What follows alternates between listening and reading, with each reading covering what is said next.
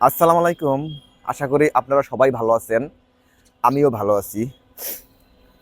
আজকে খুব ইম্পর্টেন্ট গুরুত্বপূর্ণ বিষয়ে কিছু কথা বলবো। আপনারা সবাই দয়া করে পুরো ভিডিওটি দেখবেন, কারণ আজকে কথা বলবো বাংলাদেশ থেকে আর কখনো ইন্ডিয়ান ভিসা পাওয়া যাবে কিনা সেই বিষয়ে বিস্তারিত আলাপ করব। তো প্রথমেই শুরু করি, আমাদের দেশে কি ঘটছে আর ওই ইন্ডিয়াতে কি ঘটছে, এই বিষয়গুলো নিয়ে কথা বললেই আপনারা বুঝতে পারবেন আসলে কি হচ্ছে। ভাই, আমি কিন্তু সত্য কথা, ঠিক আছে, আমি একজন 100% দেশপ্রেমিক। কারণ কি, আমি আমার দেশ ছাড়া আমি আর কোনো দেশকে আমার দেশের মতন ভালোবাসি না। এটাই স্বাভাবিক। এটা আমার প্রিভিয়াস ভিডিওগুলো যারা দেখছেন তারা বলতে পারবেন। কিন্তু আমার দেশকে ভালোবাসা এই না যে অন্য একটা দেশের পতাকাকে আমি অবমাননা করব। কেন বললাম জানেন? আমাদের দেশে কিছু জায়গায় কিছু মানুষ যারা অন্য একটা দেশের ইন্ডিয়ান পতাকা অবমাননা করেছে, এটা কিন্তু ভালো না। এটা আমি কোনোভাবেই সাপোর্ট করি না, অন্য একটা দেশের পতাকা অবমাননা করা। তেমনি ইন্ডিয়ান যারা আমাদের পতাকাকে অবমাননা করেছেন তাদের তীব্র নিন্দা জানাই। যেমন বাংলাদেশে পতাকা, ইন্ডিয়ার পতাকা অবমাননা করা হয়েছে, কিছু মানুষ যারা বুঝে নাই, না বুঝে করছে, তেমনি ইন্ডিয়াতেও, ঠিক আছে, যারা পলিটিশিয়ান যারা বুঝে তারাই কিন্তু করছে। বাংলাদেশে কোনো পলিটিশিয়ান করে নাই, কোনো উচ্চপদস্থ লোক কিন্তু করে নাই, যারা না বুঝে তারা করছে। এর জন্য আমি পার্সোনালি ইন্ডিয়ার কাছে ক্ষমা প্রার্থী। কেন? একটা দেশের পতাকাকে অবমাননা করার কোনো রকম রাইট আমাকে কেহ দেয় নাই, কোনো ইন্টারন্যাশনাল ল দেয় নাই, আমাদের যে ধার্মিক বিষয় আছে সেটাকেও দেয় নাই। কোনোভাবেই এটা গ্রহণযোগ্য নয়। তবে ইন্ডিয়া যেটা এই মুহূর্তে করতেছেন সেটা আসলে অমানবিক। বাংলাদেশে কোনো সংখ্যালঘু কোনো সময় নির্যাতিত হয়নি, এখনো হচ্ছে না। যদি ইন্টারন্যাশনাল কোনো মিডিয়াও আইসা সেটা তদন্ত করে, কোনোভাবেই এটা প্রমাণ করতে পারবে না বাংলাদেশের কোনো সংখ্যালঘু কোনোভাবেই নির্যাতিত হচ্ছে। হ্যাঁ, কিছুটা কিছুটা বলতে কি, যেমন স্বর্ণের মাঝেও কিছু খাদ আছে, আছে না? নাকি 100% 24 ক্যারেট স্বর্ণ দিয়ে আপনাকে কানে দুল বানাই দেবে? দিতে পারবে না তো। এটা পৃথিবীর যত সভ্য কান্ট্রি হোক, প্রতিটা কান্ট্রিতেই যেখানে যারা একটু বেশি সংখ্যায়, তারা তাদের মাঝে কিছু উগ্রপন্থী থাকে, তারা একটু তাদের প্রতি দাবায় রাখতে চায়। কিন্তু এটা আমি অস্বীকার করতেছি না, কিন্তু বাংলাদেশে সর্বনিম্ন পৃথিবীর যত কান্ট্রি আছে তার মধ্যে সবচেয়ে হিন্দুরা নিরাপদ হয়েছে বাংলাদেশে, ইভেন ইন্ডিয়া থেকেও। কেন বলতেছি? কারণ বাংলাদেশের সাম্প্রতিক যে বন্ধনটা এটা খুবই ভালো। কারণ কি, সবসময় আমরা কিন্তু একটা ধারণা করি যে আমাদের ইন্ডিয়া আমাদের ভাই। ইন্ডিয়া যেহেতু হিন্দু সম্প্রদায় বেশি, তার জন্য আমরা আসলে হিন্দুদের, এর জন্য আমাদের হিন্দু ভাই ব্রাদারের বেশি সম্মান করি। কারণ কি, ইন্ডিয়া একটা আমাদের পাশের কান্ট্রি, সেখানে প্রায় 120 কোটি মানুষ হিন্দু, ঠিক আছে। তার জন্য আমরা কিন্তু তাদেরকে, আপনি বলতে পারেন ভয় করি, হ্যাঁ ভয়ই করি। কারণ কি, আমরা তো ইন্ডিয়াতে যাই ভাই, ইন্ডিয়াতে যাই, তাদের সাথে মেলামেশা করি, খাওয়া দাওয়া করি, তো এখানে একটা ভয় কিন্তু থেকেই যায়, ঠিক না? সম্মানের দেখতেও বলতে পারেন, আমরা ছোটকাল থেকে যখন আমরা হিন্দু ভাই বোনদের সাথে চলাফেরা করছি, তখন কিন্তু একটা একটা অন্যরকম একটা পরিস্থিতি ছিল, বুঝতে পারছেন? এখন ভিসার ব্যাপারটা চলে আসে। ভিসা তো এখন তো কলকাতা বইলাই দিয়েছে যে আমাদের এখানে মেডিকেলের চিকিৎসা তারা দিবে না, বুঝতে পারছেন? তো এটা কিন্তু ডাক্তারদের একটা, মানে কি বলবো, অমানবিক সিদ্ধান্ত বা খুবই কুরুচিপূর্ণ সিদ্ধান্ত। কেন বলতেছি সিদ্ধান্তটা? কারণ আপনি কিন্তু কোনো বাংলাদেশের কোনো রকম কোনো রাজনৈতিক মহল বা কোনো কোনো জ্যেষ্ঠ কর্মকর্তা, কোনো সরকারি কর্মকর্তা বা কোনো, মানে কোনো কর্মকর্তা যারা হয়েছে যাইয়া আপনার এইখানে যারা নীতি নির্ধারক বলতে বোঝা যায়, তাদের পক্ষ থেকে কোনোভাবেই কোনো অবমাননা করা হয়নি, আর কোনো রুগীও এটা করেনি। তা আপনারা কিসের ডাক্তার ভাই? ডাক্তার হইছেন আপনি? আপনি কিসের ডাক্তার? আপনার মাঝে কি মানবতা আছে যে একজন রুগী আপনার কাছে হয়তো বা এক সপ্তাহ পরে আপনার কাছে অস্ত্রোপচার করবে, সেই রুগীটা যদি মারা যায় সেই দায় দায়িত্বটা কে নিবে? হ্যাঁ, আপনি নিতে হবে। কারণ আপনাদের যেরকম পরকাল আছে আমাদেরও পরকাল আছে, বুঝতে পারছেন?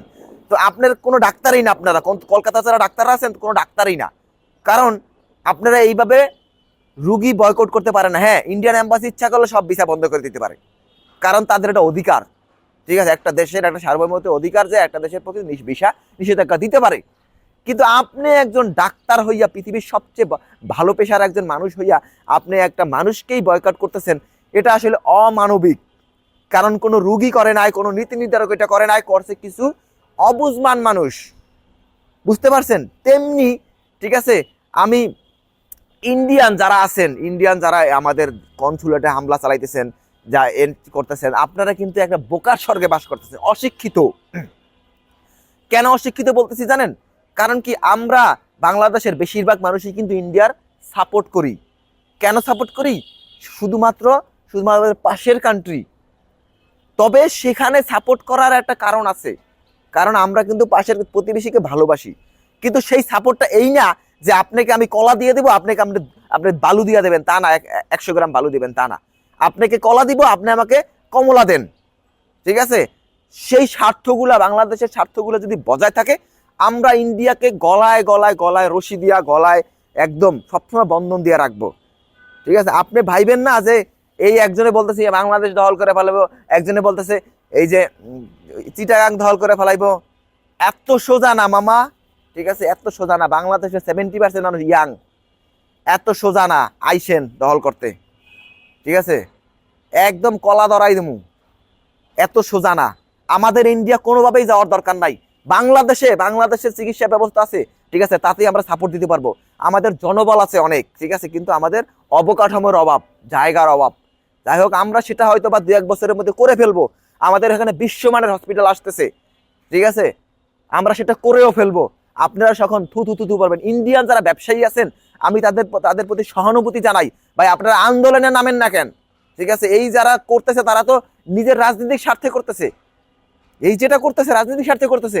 আপনারা ইউজ করতেছে, আপনার রিজিক কায়রা নিতেছে, আপনার যে ব্যবসা নষ্ট করে ফেলাইতেছে। আপনারা আন্দোলনে নামেন না কেন? আন্দোলনে নামেন যে এই যেটা করতেছে এটা সেটা রাজনৈতিক একটা পায় তারা, এটা ওই জায়গার যে ডিসকুতিকাতে পায় তারা। না হলে এখানে যে একটা বন্ধ ছিল, আমরা গিয়ে হাজার হাজার টাকা, লাখ লাখ টাকা খরচ করতাম ওখানে বসে। ঠিক আছে, একটা ব্যবসায়ীর একটা আনন্দ মুহূর্ত থাকতো। এখন দেখেন যে ওখানে হসপিটাল যারা এই বয়কট করছে, কিছু বয়কট করছে, কিন্তু সাফারা কারা হয়েছে? দেখা যায় একটা হসপিটালে 2000 লোকজন আছে, 5 জন বয়কট করছে, তারাও নিতে বাধ্য হয়েছে। এটা বাধ্য করতেছেন কেন আপনি? কারণ এই হসপিটালগুলো রিজিক বাংলাদেশের চিকিৎসার ব্যবস্থার উপরে নির্ভর করে। এই ইন্ডিয়ান যে পার্ক স্ট্রিট যেগুলো আছে, এগুলার এই হোটেলগুলো বন্ধ এখন, প্রায় তাদের না খাওয়া অবস্থা। তাদের আমাদের উপর নির্ভর করে। বুঝতে পারছেন? আমরা যাই এখানে খরচ করি, তার মানে তারা আমাদের দয়া করতেছে না। ঠিক আছে, আমরা যাই আমাদের কারণেই, আমাদের প্রয়োজনেই যাই। এর জন্যই তাদের এইরকমই পৃথিবী চলে। একজনের প্রয়োজন আরেকজন খায়। বুঝতে পারছেন? আপনারা তো ইন্ডিয়ানটা বুঝবেন না, অশিক্ষিত বাঙালি। আপনি দেখেন দিল্লিতে কোথাও এরকম হইতেছে না, চেন্নাইতে কোনো হইতেছে না, শুধু হইতেছে এই যে বাঙালি, তাদেরকে বাঙালি বলি। যাই হোক ভাই, ঠিক আছে, আপনারা যা করতেছেন ইন্ডিয়ানরা করেন, সমস্যা নাই। কোনো লাভ আপনার হবে না, হবে আমাদেরই লাভ। কারণ কি, একটা দেশ যখন স্বয়ংসম্পূর্ণ হওয়ার পথে চলে যায়, ঠিক আছে, তখন সে বাধ্য হয়। যখন একটা দেশ বাধ্য হয় যে ইন্ডিয়াতে আমরা কিন্তু চিকিৎসা করাইতাম, বাংলাদেশে বিশ্বমানের হসপিটাল না থাকলেও সমস্যা ছিল না, কারণ ইন্ডিয়া আমাদের বাড়িঘরই মনে করতাম। আমরা ইন্ডিয়াতে একদম বাড়িঘর মনে করতাম, যে না, বাংলাদেশে বিশ্বমানের হসপিটালের দরকার নাই, কারণ ইন্ডিয়া আমাদের ভাই। যেহেতু তারা এত সংখ্যক আমাদের সাপোর্ট দিতেছে, তাইলে আমরা তো সহানুভূতি দেখাইতেই পারি। আমাদের কি টাকা নাই? 1 লক্ষ কোটি টাকার উপরে পাচার হয়েছে আমাদের দেশ থেকে, বুঝেন? এরকম ওরকম বেল্লোরের যে হসপিটাল আছে, ওরকম 10,000 হসপিটাল কেনা যায়, বুঝছেন? কিন্তু আমরা সেটা করতেছি না এতদিন, কারণ ইন্ডিয়া আমরা প্রতিবেশী ভাই মনে করতাম। তার জন্য তাদের একটা রুজি আছে, তাদের এত জনসংখ্যা, তারা কিভাবে খাবে? এখন আপনারা যেটা করতেছেন, আমরা বাধ্য হব। আমরা বিভিন্ন দেশ থেকে বড় বড় হসপিটালের যারা নির্মাণ করে বিভিন্ন দেশে ইন্টারন্যাশনালি, ঠিক আছে, তাদেরকে নিয়ে আসবো। আমরা এখানে জায়গা দিব, তারা বিশাল বিশাল হসপিটাল নির্মাণ করবে, এবং বিশ্বমানের ডাক্তাররা যারা আছে তারা সেখানে চিকিৎসা দেবে। আমাদের দেশের মানুষের টাকার অভাব আপনি আপনাদের ভালো করেই জানেন। আপনাদের দেশে একটা যেই অপারেশনের খরচ আছে 10,000 টাকা, আমাদের দেশে এটা 50,000 টাকা। এর মানে আমাদের দেশে খারাপ তা না, আমরা টাকা খরচা করতে পারি ভাই, আমাদের আছে। আমাদের মাথাপিছু ইনকাম $200 উপরে। আমাদের বাংলাদেশের আশেপাশে এমন রাজ্য আছে যেখানে $500 না বাৎসরিক খায়। বুঝেন তাইলে আপনাদের দেশে কেন আমরা যাবো? একজন বলতেছে ইন্ডিয়াতে আমাদের দেশে বর্ডার বন্ধ করে দেন, অনুপ্রবেশকারী। হ্যাঁ মিয়া, অনুপ্রবেশকারী কি কন? অনুপ্রবেশকারী আমরা কেন ইন্ডিয়াতে যাব? আমাদের দেশে টাকার অভাব নাই, ইনকামের অভাব নাই। হ্যাঁ বেকার থাকতেই পারে একটা দেশে, ঠিক আছে, তারা দেখেন বেকার মানে কি, তারা ইনকাম করে না। তারাও দেখা গেছে বছরে $1500 উপরে ইনকাম করে, কারণ আমাদের দেশে ফ্রিল্যান্সারের অভাব নাই। যারা বেকার বলতেছে এর মধ্যে 5 লাখ আছে ফ্রিল্যান্সার, যে 5 লাখ বেকার বলতে 2 লাখ ফ্রিল্যান্সার আছে, এবং আর 2 লাখ আছে যারা যারা শিক্ষিত হইয়াও তারা কিন্তু খামারি কাজ করে। খামারি কাজ বলতে কি বোঝায়? তাদের লাখ টাকার উপর ইনকাম মাসে। তারা কেউ গরু খামার করছে, কেউ হাঁসের খামার করছে, কেউ কেউ বিভিন্ন ধরনের খামার করছে। তারা আসলে বেকার না, কিন্তু বাংলাদেশের গভর্নমেন্টের যে শিক্ষিত জনগণের উপরে যে একটা জরিপ করা হয়েছে, এই চাকরি করে না, চাকরি করে না তার মানে তারা বেকার না। আপনি ইন্ডিয়াতে যায় বাংলাদেশ মানুষ কি করবে? ওই চিকিৎসা নিতে যায় কেন জানেন? আপনারা বাধ্য চিকিৎসা দিতে, ভালো চিকিৎসা দেন আপনারা, তার জন্য আমরা যাই। আমরা অস্বীকার করতেছি না, আপনারা ভালো চিকিৎসা দেন, অস্বীকার করবো কেন? যেটা সত্য এর জন্য আমরা যাই। কারণ বাংলাদেশের অনেক জনসংখ্যা, অনেক অনেক রুগী, যখন একটা জায়গায় যখন 10 জন ক্যাপাসিটি যখন 20 জন হয় না, তখন চিকিৎসা ব্যবস্থা একটু কমই হয়। বুঝতে পারছেন? যখন 10 জনের খাবার যখন 20 জনে খায় তখন একটু কমই খায়। আর ইন্ডিয়াতে তো এরকম সমস্যা নাই, তাদের জনবল অনেক বেশি আর রুগী কম, তার জন্য তারা চিকিৎসা সাপোর্টটা বেশি দিতে পারে। এই সামান্য জিনিসটা বুঝতেছেন না কেন আপনারা? আর আমাদের দেশে যারা এই যে অপমাননা করছেন, যারা ইন্ডিয়ান পতাকা, তারা খুবই ভুল করছেন, কারণ এটা করা উচিত হয় নাই। তারা যাই করুক না করুক, আমরা তো পাগল না, আমরা তো শিক্ষিত জনতা। আমরা বাংলাদেশের মানুষ খুবই বুঝমান, প্রায় 90% মানুষ প্রায় বুঝমান, যারা সব ভালো করে সবকিছু বুঝে যে কি করলে কি হয়। এগুলো 90%-এর পরে যে 10% আছে বা 5% আছে তারা করছে, ঠিক আছে। যাই হোক ভাই, ইন্ডিয়ান আমাদের যারা ভাই আছেন, ঠিক আছে, হিন্দু ভাই বেড়াদা, তাদেরকে উদ্দেশ্যে বলতেছি, আপনারা উত্তেজিত হইয়া নিজের নিজের সময় খুবাইয়েন না। তার চেয়ে ভালো ওই যে সময়টা যে আন্দোলন করেন বা আমাদের ভাইদের উপরে আক্রমণ করতেছেন, ওই সময়টা ইনকামের রাস্তা দেখেন। আপনাদেরকে সারা জীবন এই পলিটিশিয়ানরা দাবায়া রাখবে, তবে এই উস্কানি দিয়ে আপনাদের দাবায়া রাখবে, আপনাদের বড় হইতে দেবে না, কোনোদিনও বড় হইতে দেবে না, কোনোদিনও বড় হতেও পারবেন না। তো কথাটা মাথায় রাখেন, বুঝতে পারছেন? আল্লাহ হাফেজ।